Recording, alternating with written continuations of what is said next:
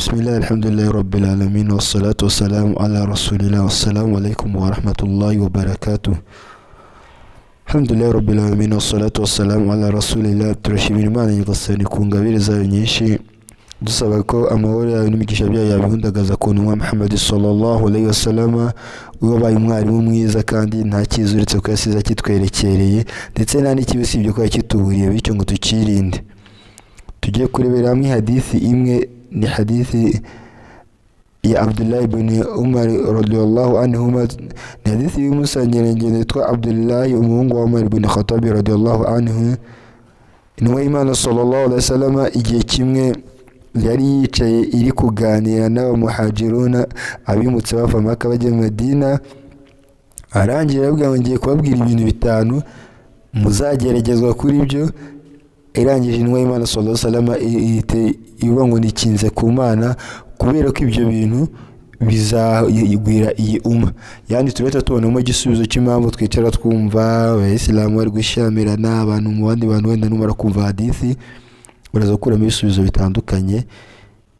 Gusaba ko ubumenyi nawe wagerageza ukabusangiza abandi, kubera ko agaciro k'ubumenyi nuko twese butugirira akamaro. Intumwa y'Imana sallallahu alaihi wasallam yavuze ngo igihe muzabona ibiteye isoni, ibyo bintu abantu batinyaga gukora basigaye babikora ndetse bagaterwa ishema nabyo, muzicare mutegereze, muzazirwa n'ibiza ndetse muzarwara indwara ababanjirije batigeze barwara, batigeze bahura nazo. Uyu munsi wicara urebe ubusambanyi, ubutinganyi, kubeshya, ubuhemu, amahugu n'ibintu abantu basigaye bagenda bakigamba. Ubusambanyi bukitwa urukundo, ariko kera ntabwo ubundi byabagaho. Abayisilamu n'abayisilamukazi ndetse n'abatari abayisilamu badukurikira kuri uru rubuga, ariko ngo igihe cyose abantu bazatwerwa ishema n'ibyo biteye isoni bitabagaho kera, Imana izaduhanisha igihano cy'uko tuzazirwa n'ibiza ndetse turware indwara zitigeze zirwarwa n'abatubanjirije. Ubwo ni uretse ubonamo igisubizo, ni uyu munsi ari kuza covid, hakaza izindi ndwara abantu batubanjirije batarwaye, ni ukubera ko twafashe ibiteye isoni tugaterwa ishema nabyo kandi bidakwiye.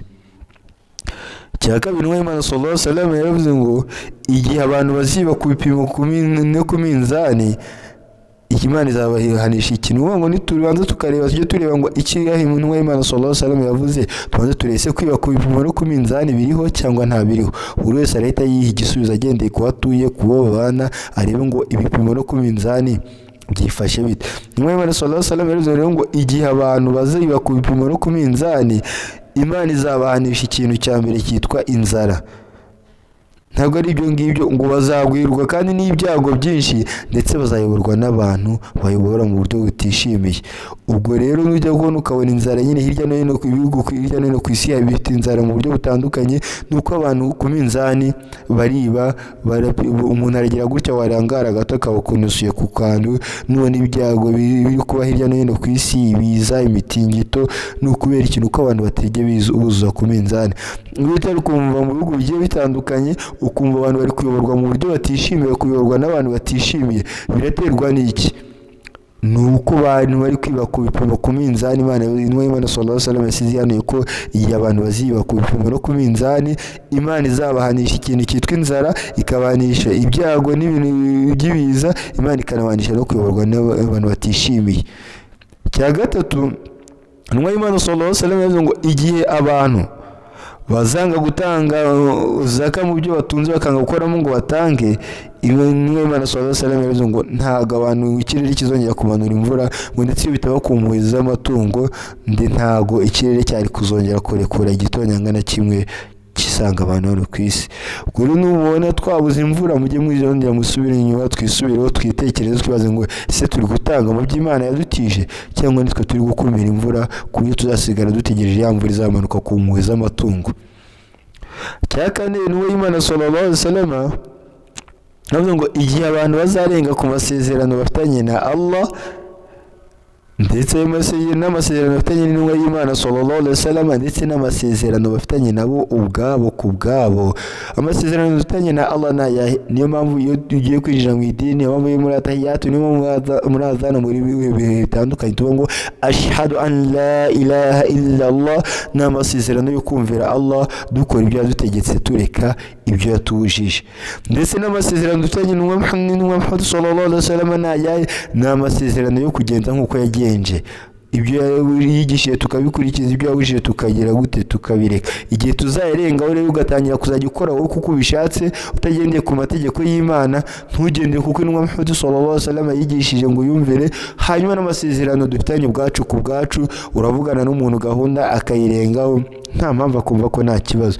Intumwa y'Imana sallallahu alaihi wasallam yavuze ngo rero igihe abantu bazarenga ku masezerano bafitanye na Allah, bakarenga ku masezerano bafitanye n'intumwa y'Imana sallallahu alaihi wasallam, ndetse no ku masezerano bagirana ubwabo ku bwabo, intumwa y'Imana sallallahu alaihi wasallam atubwiye ngo iki, ngo Allah azabateza abanzi babo, baze bafate ibyakabaye bigira akamaro, baze bagire gute, baze babibatware.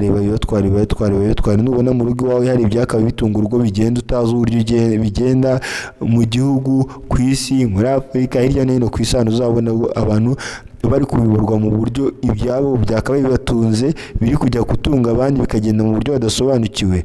Ni uko abantu banenze ku masezerano bafitanye na Allah n'intumwa ye, ndetse nabo ubwabo ku bwabo, abantu batakigira icyizere, batucyubahiriza isezerano.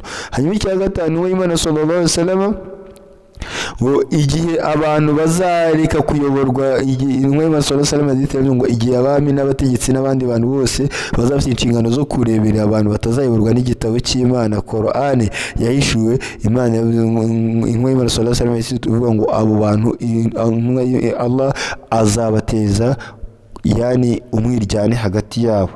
Niyo ngo nureba ibyorezo, urebe ko uyu munsi ukareba uburyo abantu bari gushyamirana, ugaruka ku hadithi. Mu ncamake twabonye ko ni hadithi y'umusangirangendo witwa Abdullah ibn Umar radiyallahu anhuma, ngo n'Imana sallallahu alaihi wasallam igihe kimwe yari kuganira na muhajirina, bagira inama, baravuga ngo ngiye kubabwira ibintu bitanu, ibanza kwikinga ku Mana kubera ko ibyo bintu bizagwira iyi umma.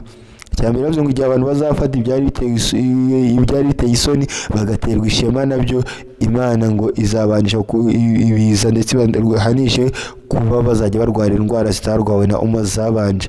Cya kabiri, intumwa y'Imana sallallahu alaihi wasallam iravuga ngo igihe abantu baziba ku bipimo no ku minzani, Imana izahanisha abantu inzara, ndetse bateze ibyago, ndetse bahe no kuyoborwa n'abantu batishimiye. Cya gatatu, ngo abantu bazanga gutanga bakabuza n'abandi gutanga zaka, Imana ntabwo izategeka ikirere kugabanya imvura, ngo ndetse iyo bitabakumuye z'amatungo ntabwo isi yari kongera kwakira imvura. Hanyuma icya kane, ngo igihe abantu bazarenga ku masezerano bafitanye na Allah n'intumwa ye, ndetse n'amasezerano bafitanye hagati yabo ubwabo ku bwabo bakarengaho, Allah azabanisha igihano kihe, Allah azahanisha igihano cy'uko abantu bazajya batwarwa ibyakabaye bibatunga. Imana izohereza abanzi babo bazi bagireho imbaraga, ndetse batwara ibyakabaye bibatunga bikababeshaho, ndetse bikabagira akamaro. Hanyuma icya gatanu, intumwa y'Imana sallallahu alaihi wasallam iti igihe abantu bazahitamo kuyoborwa ubwabo ku bwabo, badahisemo kugendera ku gitabo cy'Imana Qur'an, ndetse bagahitamo amategeko yabo batagendeye ku mategeko y'Imana, Imana izabaha guhorana umwiryane hagati yabo. Niyo mpamvu ubwo niwumva icyavuzwe aho ngaho harimo igisubizo. Niba uzi ko nibona mu rugo umugabo n'umugore bari kuryana, bari kumarana, nuko batari kuyoborwa n'igitabo cy'Imana. Igisubizo ni iki? Nuko tugaruka ku gitabo cy'Imana. Bityo nibona abantu nitugaruka tukuzuza ku bipimo ku minzani, Imana izadukuraho ibi bihano. Nitureka gukora ibiteye isoni, ndetse tukareka kubyamamaza, tukareka kubikora ndetse no kubyamamaza, Imana izadukuraho buri gihano cyagiye kivugwaho hano bijyanye n'uko twebwe twemeye guhinduka. Allah muri Qur'an ntabwo ajya ahindura ibyo umugaraga arimo, keretse umugaraga abanje guhindura ibimurimo. Bityo rero ndasaba Allah ko yaduha ubumenyi bufite akamaro, saba Allah ko yaduha gushyira mu bikorwa ndetse no kugirwa akamaro n'ibyo twamenye, saba Allah akomeza kudutera inkunga, saba Allah kandi ko akomeza kuduha kuba muri babandi baca bugufi ku mategeko ye igihe duhuye nayo, ndetse tukiyoroshya, ntitube mu bibona ndetse ntitube mu bikuza. Allahumma salli wa sallim wa barik ala Muhammad, subhanaka Allahumma bihamdika, nashhadu an la ilaha illa anta, nastaghfiruka wa natubu ilayka. Wassalamu alaykum wa rahmatullahi wa barakatuh.